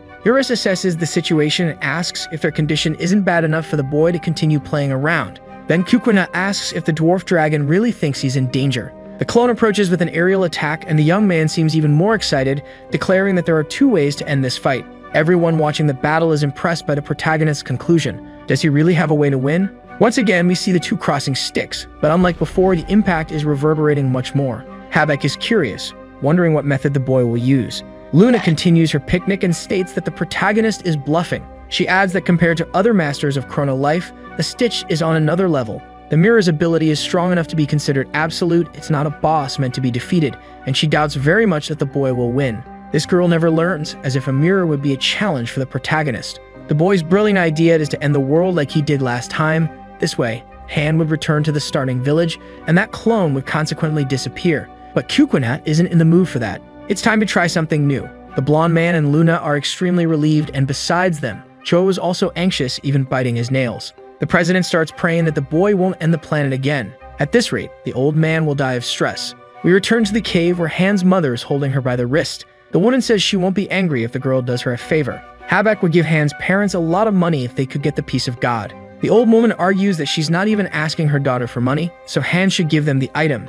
At least that's something she can do for her parents after all. They brought her into the world. But when the girl says she lost the glove of silence, the item they were looking for, her father steps up and glares at her. The man asks if she hid them somewhere. Crying, the girl says no, she really doesn't know where the glove is. The father, upset with her response, slaps Han, calling her ungrateful and asking if it's a waste of time helping her parents. Not enough, he questions if the girl has forgotten who fed her, changed her diapers, and put her to sleep. The man, even angrier, demands to know where his money is. Meanwhile, our boy continues to fight his clone. Suddenly, a magical circle appears and surrounds them. Eurus wonders if this is a new ability of the Novice Master class. The protagonist activates his talent called Gluttony, and a tentacle comes out of his mouth. The boy attaches his tentacle to the fake Kukuna's neck. Habak is relieved to know that using that ability was the boy's plan because the clone also copied that power. With that said, the clone uses the same attack. The Stitch says that his opponent is a mirror, and he should have understood that first. Completely convinced that the boy's strategy had failed, he lowers his guard, only to be attacked by surprise. The boy's real plan was to attack the main body, which is the one who summoned the clone. Habak realizes what happened at the last second, and the protagonist begins to say goodbye, but it's not over yet. The adversary regenerates and cuts the tentacle. Holding the mirror in his hand, he says he didn't think he would be cornered. The scene switches to a conversation between Luna and the blonde man. It's revealed that the piece of God was absorbed by Uriken, but the Stitch doesn't know this because Luna decided to hide it from him. Back at the battle, Habak decides to flee, as in his current condition, continuing the fight would be a huge disadvantage. The protagonist calls him a coward, and he agrees, so he takes the mirror and offers it as a reward for winning the fight. The reason behind this is that maybe the boy will spare his life. But the boy says that if he simply eliminates the boss, he'll earn a few more items. Habak argues that he needs to be alive for the mirror to work, so it's better to let him go. He then says goodbye and simply disappears. A system message appears congratulating Kukuna for becoming the owner of the mirror. But he doesn't really care about that. His primary goal was to rescue his friend. It seems the protagonist has a heart. We return to the cave where Han continues to be assaulted by her father. It would be better if she just followed the orders given to her instead of being a rebellious girl. With the girl lying on the ground, an idea quickly comes to the man's mind, believing that the gloves of silence aren't worth as much as his daughter's wealth. So from now on, they can just take the money from her. Han can't take it anymore. Her mother continues the conversation, explaining that since it's just a game, a protective order wouldn't work, meaning her daughter can't even try to ask for help. The girl starts trembling and her parents just smile, because from now on, their family will be united forever. So as a last-ditch plea, the girl asks for a hero to free her from this suffering. That's when our beloved Kukuna arrives, asking if by any chance the two are crazy, because she would simply stop playing the game. The parents can't handle the boy's intrusion, and when the man opens his mouth to start spewing nonsense, Kukuna decides to shut him up with a slap to the jaw. The protagonist says he's usually polite to older people, but these two are exceptions. Han's father calls the boy rude. Doesn't he know who they are? They're the girl's parents. Kukuna asks what kind of person threatens and steals money from their own child. Lee gets angry at the couple's behavior, especially for bringing real-life matters into that place that makes the game incredibly dull. Han's mother starts to say something, but at this point, she can't even form a coherent sentence. The protagonist asks why Han remains on the ground after so much humiliation, pointing out that in this world, her level is much higher than theirs. Han explains that she can't do anything. They're her parents. The boy despises that reaction. It doesn't make sense to take the game so seriously to the point of not doing anything even after being humiliated like that. But that wasn't enough to make her understand. So the boy says that if she's going to run away like she did in real life, it's better for Han to stop playing. Then the girl gets up, furious. How could someone who doesn't even know her life story tell her how to deal with her problems? Kukwena has no idea what she had to endure. The girl's mother comes closer and slaps her in the face, showing clear disdain for her daughter's suffering, focusing only on herself. It doesn't matter if the family is separated, because they'll always be her parents and Han will always be their daughter. Even if that's true, the weight of those words brought up bad feelings for the girl. The protagonist can't believe the woman's insensitivity, so the girl, who had long been trapped in her fears, decides to face her mother with her own hands, remembering everything that had happened. Her punch wasn't just an act of revenge against her family, but also an act of overcoming. She was her own savior, dealing with her problems alone in the end. The old woman even lost a tooth from the punch. After everything is resolved, we see Han speaking out in the real world. She finally publicly reveals her hobby by admitting she enjoys virtual reality games and introduces herself as a Chrono Life player. Not to mention exposing her true personality, even confessing in an interview that hitting monsters is a stress reliever. When asked about her controversial nature regarding her exaggerated kindness in real life and evident violence in games, she says that her violent side is probably part of her true nature, despite also being able to be a sweet person. Everyone blushes at that response. The girl concludes her thoughts by saying, "Who knows if these things really matter? Whether I am or am not a certain way, is that really important? And if you're looking for reality in a game, why play? After all, the goal is to be a distraction from the world's troubles." After all these statements, the girl became even more popular than before, and now even Kukwena, who watched all this up close, became a fan of Han Sarang. The protagonist enters the game and finds the girl very irritated. He is greeted with kicks because he was late again for an appointment they had. His excuse is that he was delayed because he was watching her interview on TV, but the girl says it was just a recording. Despite all these events, she didn't stop playing Chrono Life. On the contrary, she's been logging in more and more frequently. After greeting each other as usual, Han tells him to follow her, and the boy simply agrees because he's scared. She smiles and says she'll forgive him this time, but with one condition: only if Kukwena carries her. Recalling past events on the day they met, it was the protagonist who asked to be carried by Han. But in the present, it seems the situation has changed. The girl says she doesn't know much about the game and humbly asks him to carry her, ultimately calling him master. Due to the large number of players in Chrono Life, there are many guilds, and among them, a few stand out. These are known as the 5 top guilds. However, one group took a completely different path from other organizations. They have an excellent intelligence network surpassing the World Guild, as well as a vast operational power that covers the entire continent. All members are at least of the Row class. The name of this guild is Robin Hood. One man was enough to make this entire organization disappear, being completely wiped out. We follow a man on top of a mountain, observing the chaos below.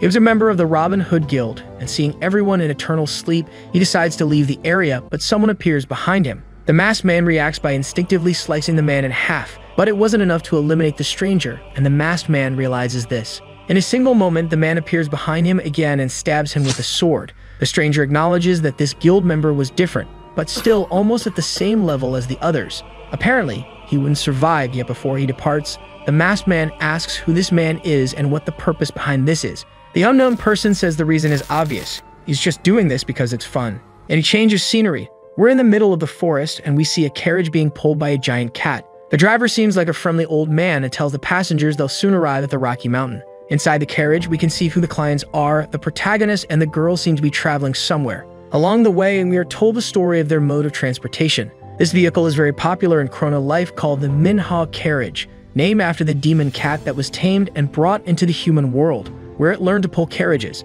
The creator of this service is just some player with a professional taming talent. His profit is extremely high due to the success of his business. With this brief story concluded, the passengers finally arrive at the Rocky Dungeon. The protagonist looks at us with a chicken leg in his mouth, and it's said that this is an immense dungeon up to 1205 meters above sea level. Various level 30 monsters appear in that location. Since there are so many of them, it's a well-known place among beginners, as they can level up faster there. At least that's what Lee heard, but he never actually went there. The reason they are there is to level up Han. At that moment, she's much more serious than the boy expected.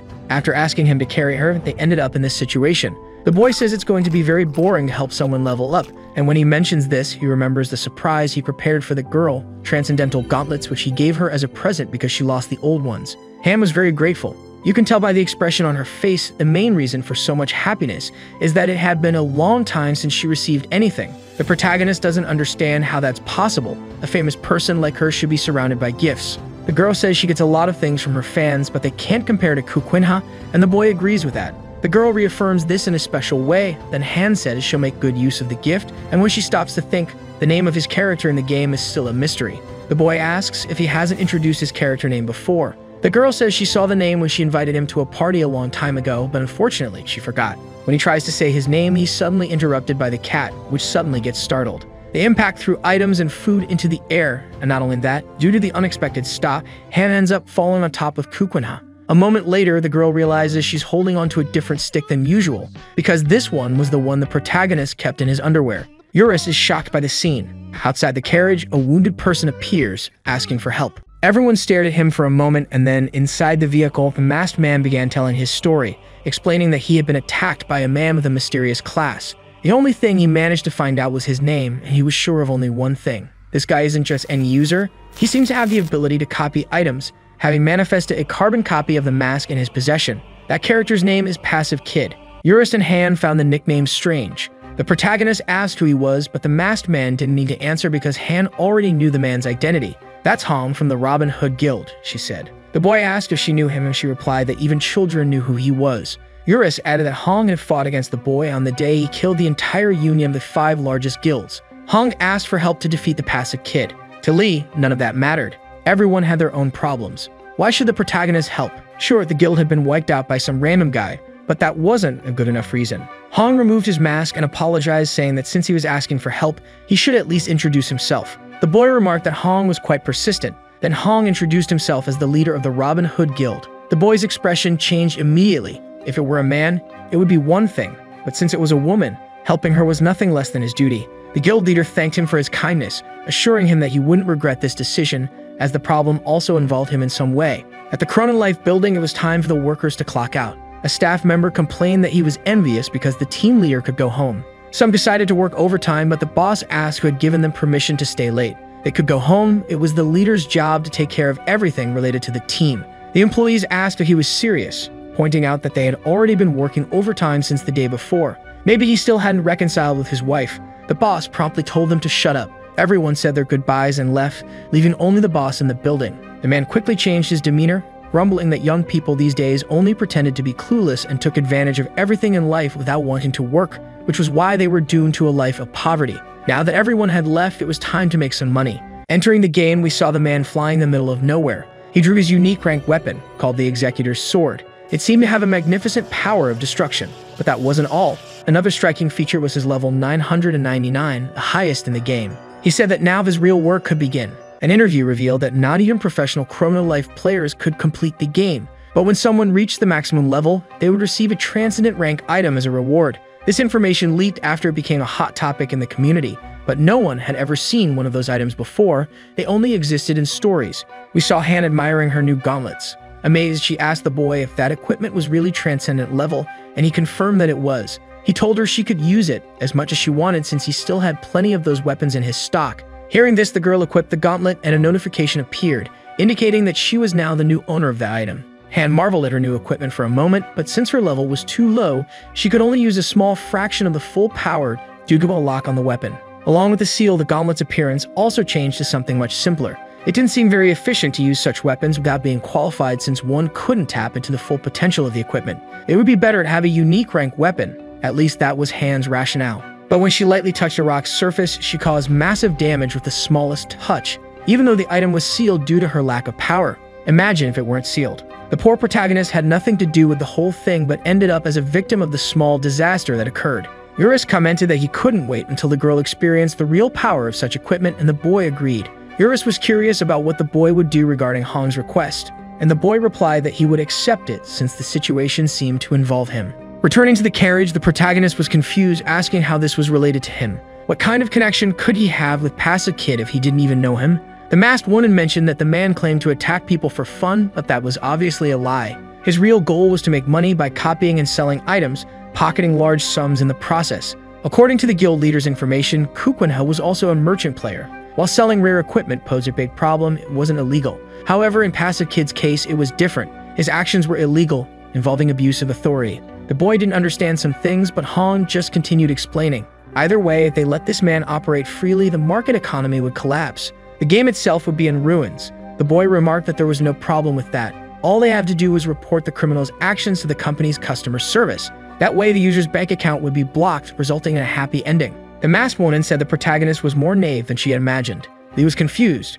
Hong explained that if they reported him, they would only get an automated response from the company. At this point, the only person who could stop Passive Kid was the master of the active stick, since Kukwenha had single-handedly eliminated the entire world union, not to mention his other feats. With a serious look, the boy stared at the masked woman, who then vanished. Now it was all in Kukwenha's hands. The fate of the entire game would be decided by him.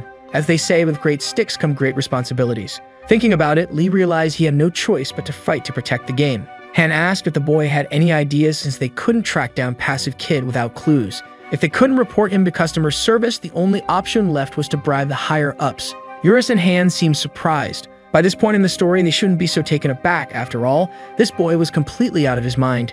In real life, Lee was calling the game president, and to ensure that Choi would answer, he threatened to destroy the world again. The old man asked what on earth he wanted, and the protagonist burst out laughing and hung up the phone. Choi was very upset, but don't worry, it's all part of the plan. Since customer service didn't work well, talking directly to the game president should be enough. When the boy opened his front door to leave, he found Han outside, still wearing her school uniform. She insisted that she also wanted to speak with the old man. The boy first asked if that would be okay, considering that Han was a famous celebrity. But the girl said she didn't mind, and since it was late afternoon, no one would notice. In real life, Lee had to call her Han Sarang. Kukwenha felt embarrassed. Before leaving, the girl told her sister she was going for a walk with Kukwenha.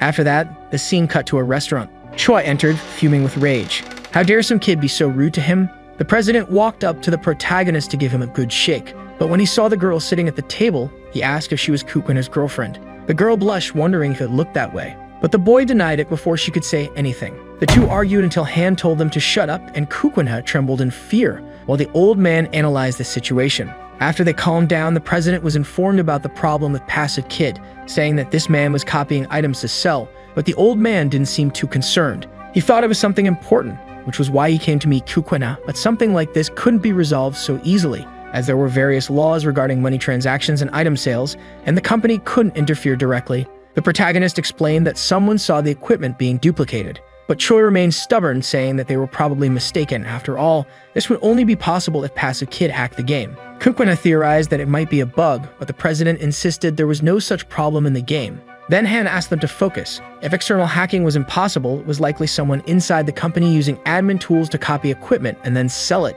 Choi seemed concerned, but said this also wasn't possible. Even people inside the company with admin accounts wouldn't add a copy ability because it was useless. The president left, saying he was busy. He quickly said goodbye and wished the two a great date. Outside the restaurant, we saw the old man lighting a cigar surrounded by a few employees. Choi gave the order to prepare 5 trusted men. Back in the game, we see Han and Little Underpants looking downhearted because they couldn't make any progress. But the boy says that it doesn't matter who the enemy is, just use the ultimate stick to crush the passive boy or anyone else in the protagonist's way. The girl comments on how macho the boy is. Moving on, Han wonders what the passive boy's goal is. It's all very strange. No matter how much he thinks about it, if it's just for money, why attack the entire Robin Hood guild? The boy suggests that maybe the enemy's interest was in stealing the guild's valuable items. Han responds that this only makes things more suspicious. If copying the gear to sell is possible, why go after normal players and even annihilate an entire guild? Little Underpants thinks for a moment and admits he has no idea. The girl calls him an idiot. A massive explosion erupts nearby. Han believes it's a power similar to that of the protagonist. Little Underpants rushes towards the site. We move to the scene of the disaster, where we see Habak kneeling, seriously wounded. The passive boy is standing over him, saying that the monster isn't what the rumors suggest. It's nothing but a weakling. The Stitched Man asks why this person is doing this. As the coordinator of this world, his actions wouldn't be tolerated. If caught, would he be able to face the consequences? The passive boy, full of rage, grabs him by the neck and questions where all that arrogance comes from. How could a mere fragment of data dare speak like that to an administrator? The cheater threatens to eliminate Habak unless he reveals the location of his master, the infamous merchant known as Riot, the Sin of Sloth. The Stitched Man laughs at the situation, and when the administrator sees he's being mocked, he loses patience and raises his sword to deliver the final blow to Habak. But he's interrupted by a mysterious presence commanding him to stop. The administrator seems pleased to see this person, as it's one of his targets. One who arrived is Luna, also known as the Goddess of Life. The cheater tells the girl to wait her turn, as he's still finishing off Habak, and once he's done, he'll turn his attention to her. The goddess, smiling, says that all of this is so unnecessary, and that the man is nothing but a mule. The passive boy is offended, but the goddess continues to speak and calls him trash. The man still has his sword raised, but he seems to have lost his anger. Throwing Habak aside, the cheater says he's not going to waste time, she's next anyway. As he moves towards the goddess, he asks where Riot is, but the girl doesn't need to respond just yet. After all, it would be too easy if everything ended quickly. The passive boy threatens to do all sorts of terrible things to the goddess. Remaining silent, she recalls our protagonist and says that the two are similar, but at the same time completely opposite. The cheater says he doesn't understand what that means, and before he can say anything else, he's utterly crushed by a monster. The goddess looks on coldly, responding to the man's last question. Yes, he seemed like the protagonist, but at the same time he was very different, because the cheater was utterly disgusting. Then the goddess begins to walk away as if she's leaving, but something unexpected happens. The enemy is still alive, standing up and asking if the monster that crushed him is the girl's servant. He immediately assumes that's why she's so confident. Luna looks confused, surprised that the man is still alive, but apparently he won't be for long, because now the girl will make sure he's dead. Trash like that doesn't deserve to live. The passive boy ignores the insults and says he doesn't care about that. An aura arises around them, filling the entire space. They are transported to the administrator's zone, a privilege granted for special purposes like game tests. The cheater tells the girl to stop thinking that place is like real life. In the end, she's nothing but a stupid girl. The goddess turns and keeps her focus on the enemy. Then, we are taken to another scene, where Han and Little Underpants are running toward the explosion site. Han asks if the situation has anything to do with the cheater, and Little Underpants, at the peak of his intelligence, says it's very likely. He also believes the hacker works for the game company, based on the conversation they had in the restaurant with the president. The old man denies this assumption because Choi said a hacker within the team was impossible, but his face said otherwise. She also heard about the cheater's feat. The man single-handedly wiped out the Robin Guild. That's why he's sure the guy has an account with various powers. Han says that's a great explanation, but is there any way to run faster? The boy says it's impossible because he has few points in agility, but it doesn't take long to get to the fight's location. As they notice the strange aura in the area, they wonder what it is. Habak is leaning against a nearby tree, and he explains the situation. Those are traces of the passive boy's skill. Habak then greets the protagonist, and the boy asks why he's there. The girl remembers being kidnapped by the man standing before them. Habak says he was attacked by the administrator, and besides that, the cheater dragged Luna into the test zone. The protagonist asks who Luna is, and the Stitch Man is surprised he doesn't know. After all, she's the goddess of life and his first love, and she talks a lot about the boy. The boy is confused by this, while Han grits his teeth in anger. Habak starts describing Luna, saying she's a woman with long black hair and a voluptuous figure. Only then does Lee realize she's the girl who betrayed him. Han, feeling jealous, says he doesn't know Little Underpants type of girl yet. But the young man makes it clear that he's not interested in Luna anymore, at least not now. The goddess herself is spreading those rumors. He even considers it offensive to think he'd like someone who insulted his parents. Han pretends to be indifferent, but he seems quite pleased inside. The dragon that had disappeared for the past 10 years shows up just to say they make a cute couple. Habak starts to worsen, and the boy comments that the Stitched Man will probably die soon, but Habak insists he's fine and asks for help from the protagonist. The boy asks why he should help. It would be much better to let him die and then grab the drop afterward. Han thinks that's a great idea, but Habak argues that if he dies, the mirror will also disappear. This worries our boy a bit. Placing his hand on his shoulder, Little Underpants says he'll heal him at all costs. The Stitched Man calls the protagonist worse than garbage. The girl asks how they're going to help the monster since they're out of healing potions. The boy tells her to relax, activating a skill called Cleric's Spirit, and he uses his talent to heal Habak. It was indeed a healing skill, but it took a long time to restore health. Perhaps the protagonist should have invested more points in the intelligence attribute. Little Underpants asks what happened to Habak's arm and continues, saying that the body will regenerate, but completely damaged parts won't restore. The Stitched Man explains that bosses like him only fully recover after death. So the boy has a brilliant idea. He just needs to eliminate the Stitched Man, and the situation will resolve itself. But it's not that simple. Special monsters like the Stitched Man don't respawn after being defeated. This happens because bosses with an unusual nature don't change much if they disappear. It's said that Eurus is also a rare monster, which is why he desperately begged for mercy from Little Underpants when they fought in the past. Besides them, Luna is also a unique boss. After this revelation, we see the protagonist's surprise. Inside the administrative zone, we resume the battle. The cheater is heading toward the goddess. The girl says he can come at her with everything he's got, and a series of extremely destructive attacks are launched by the passive boy. But none of it is enough to defeat the girl, who remains unharmed. She says she's the goddess of life and repeats what she told the protagonist. Humans can't kill a god. The administrator calls it childish, suggesting that the girl imagines herself to be very powerful. However, in the current state, the cheater has the advantage because after working in the company for so long, he's been able to access all of Luna's skills, so none of the girl's attacks will surprise him. The fight between Luna and Little Underpants was recorded and shared with senior team leaders at the company. The true nature of her power is revealed. Even if attacks hit the girl, none of them seem to work.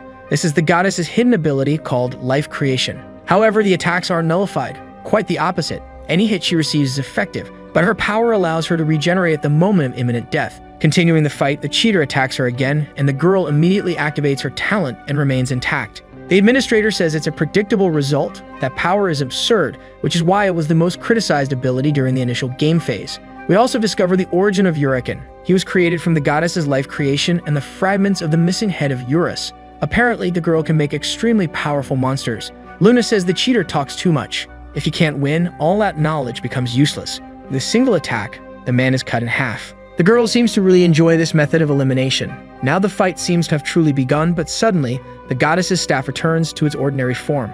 At this point, the man asks if she knows why they're in that space. The girl's regression to her initial level is a big surprise, leaving her completely defenseless and worried. The enemy enjoys the expression on the girl's face. Despite being so annoying, she could still make a cute face. Then Luna is mercilessly pierced by the cheater's sword. If he kills her, the master of Habek is sure to appear, right? As his final act, the administrator bids farewell to the goddess of life. In the real world, we're taken to a sort of hotel with several bottles of drinks on the table. The passive boy is drinking with a woman and a couple, saying that it's good to have some fun after doing a lot of overtime.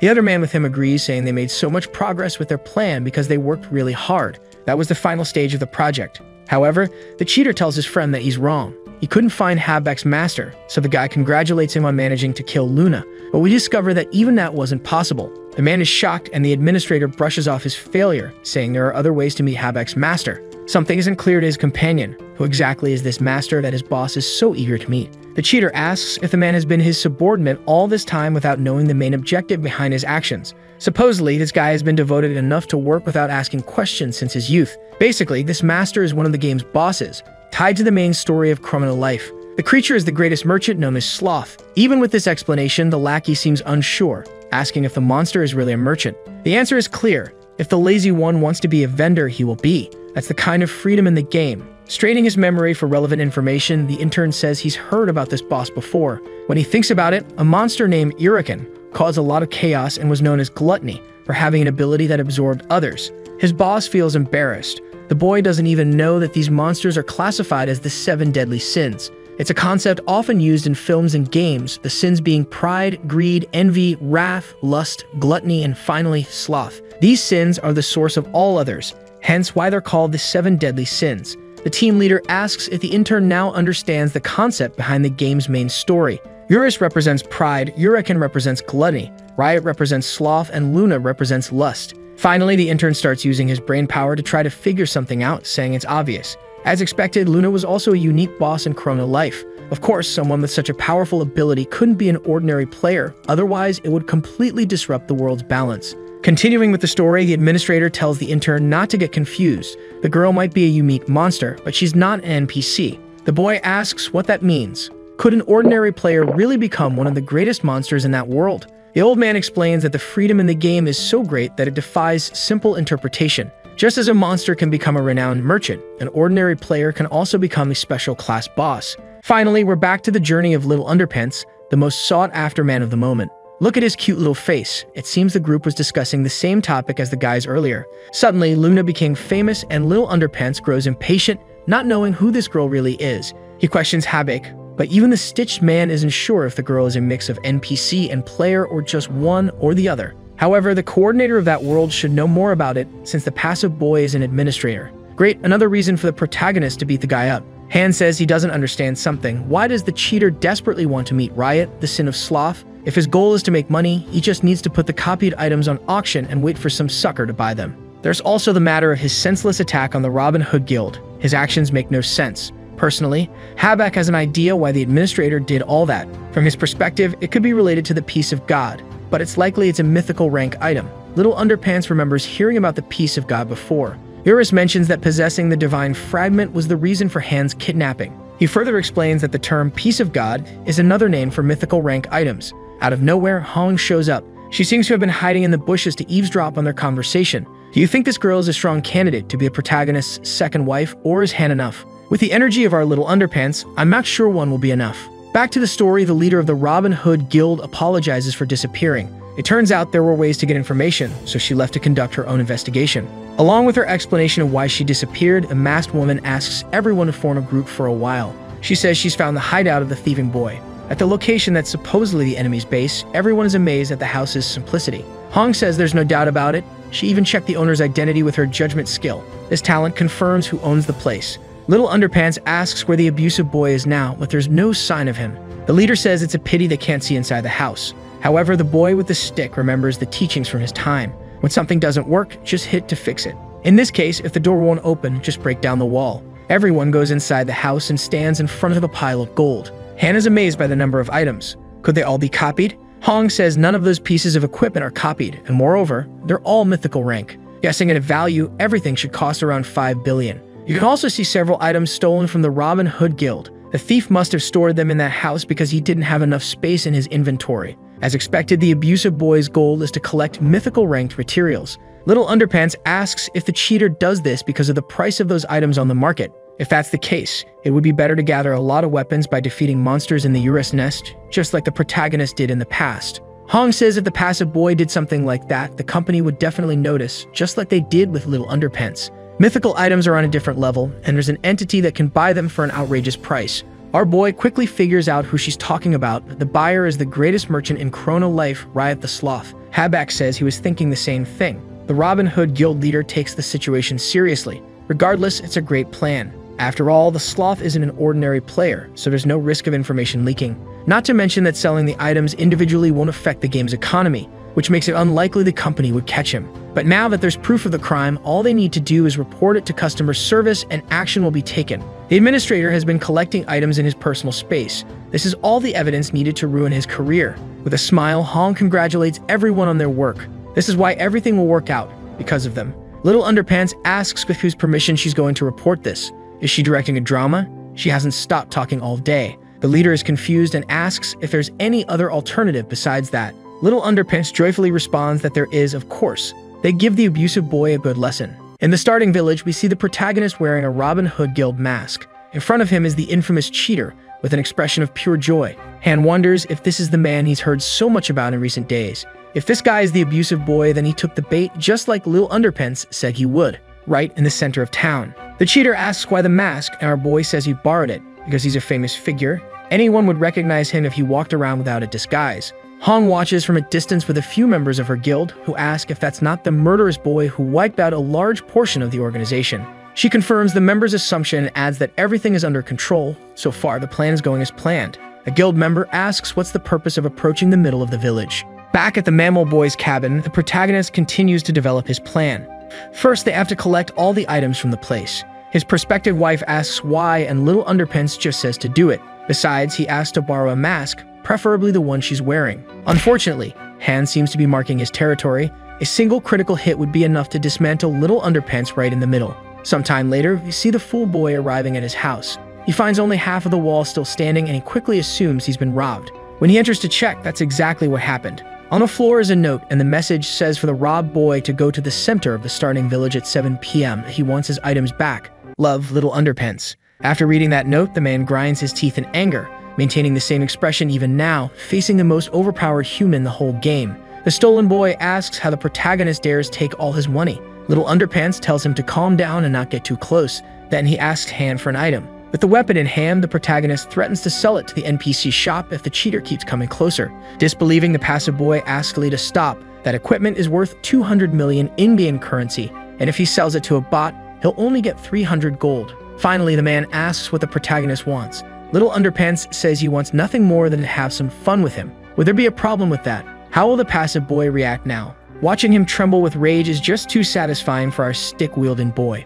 Amidst the provocations, the cheater loses his cool and uses his privilege called the administrative zone. The battle begins within the space, and the opponent questions how a nobody dares fight against an administrator. He probably doesn't even know that Lee doesn't flinch even for the president, let alone someone lower in the hierarchy. A blow strikes the protagonist, throwing him away and splitting his mask in half. Little Underpants despises the man's attitude, calling an in-company player useless. The opponent advances, saying that game addicts like the protagonist forget about reality. They are so immersed in the game that they go crazy and treat characters like they're humans. According to Lee, it's shameful to blame players for no reason. Is the cheater having a midlife crisis? The murderous boy moves back to prepare an attack. The protagonist tries to predict its direction but can't, getting hit by thousands of strikes at once. This time, the cheater seems to want to convey a deeper message, saying that all players are equal. It doesn't matter how much hard work the developers put in, All they get is insults and criticism. 7 years ago at the Chrono Life headquarters, there was the young developer. But we're back in the present because the protagonist isn't interested in pointless chit-chat. How dare he try to use the villain's sad backstory to justify himself? Little Underpants doesn't care. All the troublesome boy will get is stick to the face and a lot of shouting. The careless opponent takes a direct hit from our boy but regenerates with a healing factor. Little Underpants wonders what abilities the administrator can still use since they're confined in a room where he's the supreme authority. The item thief uses a skill called Spirit of a Titan. Impressed, Lee imagines what attributes were enhanced by activating this skill. A gigantic aura forms and begins to envelop the man. That's the Spirit of the Titan. While the talent is active, damage and range are increased by a mere 1000%. Just by swinging his sword, the attack covers a ridiculous area. While the protagonist quickly realizes that this is clearly hacking, so he activates the Gluttony skill to absorb the cheater's status. But the passive boy reacts by activating a speed skill, initiating another sequence of attacks. Little Underpants doesn't seem to be in a very good condition. The ragged boy says the outcome of a battle is determined by status and calculation, and he has all attributes at level 99,999. The protagonist soon takes a punch to the stomach, and the passive boy says that it doesn't matter how good his control is against such an enormous power difference, there's no chance of winning. He even belittles the boy's game mechanics, saying from his perspective he's just an idiot who relies on items to reach the highest level. This doesn't make our boy happy. Hearing this from everyone is annoying, but that man is also just a criminal taking advantage of an administrative account. Yet you can see the cheater's nonchalant expression. He even asks if the protagonist isn't jealous. After all, he only needed to make a few adjustments to the data to become the strongest character. Before the passive boy can finish his thought, he gets headbutted by our boy, thrown back, disoriented, and wondering how he got knocked down so fast, even though the opponent's agility is so low. Little Underpants, lying with his face on the ground, says it's just a game mechanic. Once again, the battle reaches its peak when the cheater decides to use another talent called Speed of Light Dash, which seems like an improved version of the previous skill. All confident, Little Underpants' enemy says to come at him with everything he's got, and nothing he does will compare to his power. The protagonist uses a strike from his stick to propel himself and gain speed, allowing him to hit his target head-on. Isn't that amazing? He only needed to turn off the rebound control option in the game settings. He also asks how it feels to take a hit like that, but his opponent doesn't yield and keeps talking about how the game's mechanics are garbage, so Little Underpants shouldn't get too excited. The boy agrees, saying it's true because it's much slower than using a speed skill, but he concludes that it's past time to end this. The angry boy tells the protagonist that he doesn't understand the situation. Because of that lucky hit, Little Underpants has become way too overconfident. A mere player can't win a battle against an administrator. However, the protagonist says there's a way. Raising his hand toward the enemy, the boy bids farewell to the passive boy. Even though he was fast, it was fun. Suddenly, we're back in the square where Han is sitting, wondering about Little Underpants' situation. Hong is beside her, commenting that she doesn't know the details either. Even his girlfriend doesn't know that it must really be confidential information. Han is giddy after being recognized as the protagonist's girlfriend. The leader of the Robin Hood Guild says something is bothering her. The reason Little Underpants is missing must be related to his method for defeating the passive boy. We return to the battle, where the protagonist seems to be summoning something and the administrator trembles with fear, thinking he's about to be defeated. Then the boy activates his summoning skill. The cheater bursts into laughter. How does Lee intend to win with something so simple? Even though his class is very special, it wouldn't be possible to summon a super powerful monster. However, the cheater quickly goes silent because the man standing before him is Choi, the company president. With a look of surprise on the opponent's face, the protagonist starts laughing. It was worth bringing the president even after so much work. The previous day, we see the criminal in the real world, just leaving the small party he had with his intern. His friend invites him for another round of drinks, but the man refuses because he has some obligations in the game and needs to finish some calculations. The employee is impressed with his boss's passion for work and says he respects that. In response to the compliment, the passive boy tells the kid not to mess around and go home. They're going to be very busy the next day. Grabbing the shoulder of a blonde girl, the intern says he's going to have a few more drinks. He's walking calmly until he's stopped by Choi and some of his men.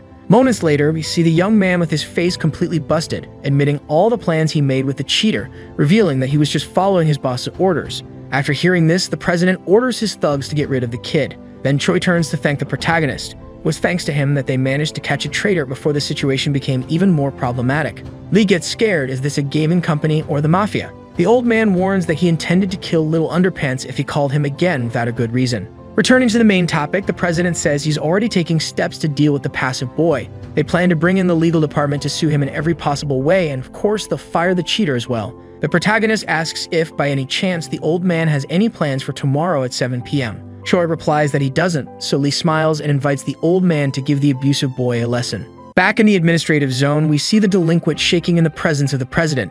Desperate, he tries to leave the game, but that's not possible during a battle. As a last-ditch effort, the man tries to dissolve this administrative zone. Little Underpants warns the president that the sleazeball is trying to escape, so Choi activates his own presidential zone. Right away, the cheater is filled with fear. It doesn't matter anymore, he was going to be fired anyway, so he decides to attack the old man. However, he can't even touch the president. His in-game status has no limits, it's literally infinite. Preparing his ultimate attack, Choi fires the cheater, and as a parting gift, gives him a black eye. One punch was enough to annihilate someone like the passive boy, and so the problem came to an end. All the stolen mythical items returned to their rightful owners.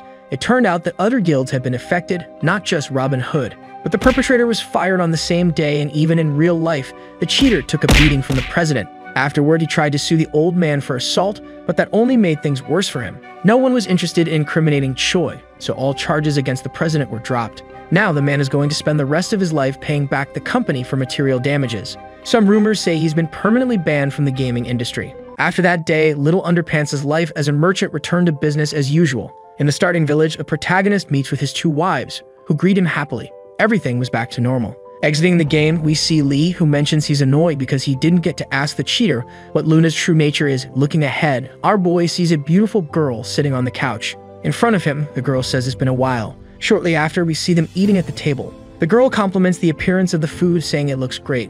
At least now there's no doubt. Obviously, Luna isn't an NPC. What a beautiful woman, my friends. She's always been a player. She looks at Lee and they lock eyes. Then she asks if she's really that beautiful. The boy says he wasn't looking for that reason. She must be imagining things. She should just stop being silly and eat in silence. Little Underpants is very nervous, remembering the past and realizing he can't let himself be swayed by the girl's looks. So he starts questioning, asking who she is and how she knows his address and the password to his house. Since Lee gave her food, it's worthy of a reward. Besides, the boy must be curious about many things. This is his chance to ask anything. The girl will answer everything. The boy says he understands and starts with a light topic. What's her natural hair color? When they met for the first time in the game, it was light pink. Luna is happy that the change in her appearance was noticed, and she confirms that yes, that's her natural hair color. Luna gets curious. Maybe Little Underpants prefers pink hair. Should she dye it? Without wasting time, the protagonist wants to know if the girl is a special boss in the game.